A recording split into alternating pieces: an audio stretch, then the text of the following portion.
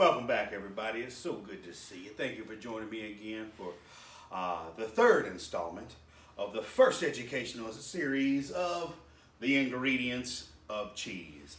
We've already covered our milk, and we've already covered our salt. Now we need to talk about something that's really important to make cheese, of course, which is going to be our enzymes. Now, enzymes, also referred to as rennet, these are enzymes that are put into liquid milk to help it coagulate. I always tell students kind of like forced coagulation. So if you leave a glass of milk out overnight and you come back in the morning, more than likely it's probably going to curdle, right?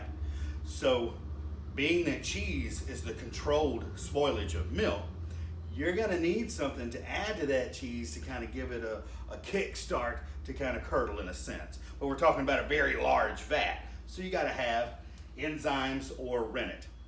Now when talking about rennet or enzymes, you're going to talk about three different styles: traditional, vegetables, and microbial.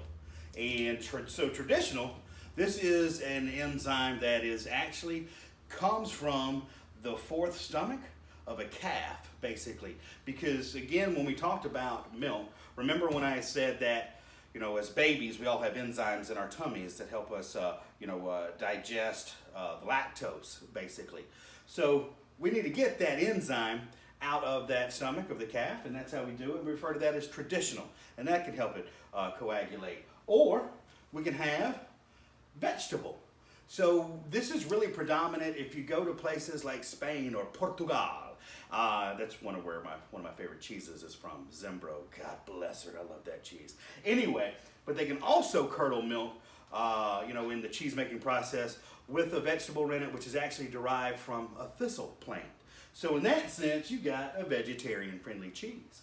And then, of course, wrapping it all up, we have microbial.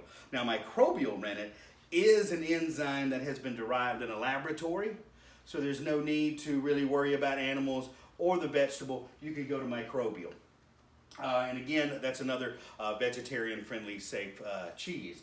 Now, microbial, this is what you're going to run into a lot with a lot of American cheeses, especially a lot of the newer cheeses, the more mass-produced. They're going to be pasteurized with microbial rennet. Vegetable, again, I told you, you're not going to see a lot of that in the United States right now. Again, Spain and Portugal is where I personally have seen the most come from. Traditional, this you're going to see traditional rennet used in all of your big-time European cheeses, of course, like Parmigiano Reggiano, Gruyere, Comté. All those good old-timers are going to be using that. Awesome. So that kind of wraps up, about enzymes now. You know that they're going to help curdle that milk, and you know that they're referred to also as rennet. Stay tuned for the next episode when we're going to be talking about cultures. And thank you again for popping by and joining me in this lovely little 4-part series sermon about the ingredients of cheese. God bless you. You know what? And you look beautiful today. I love what you did with your hair.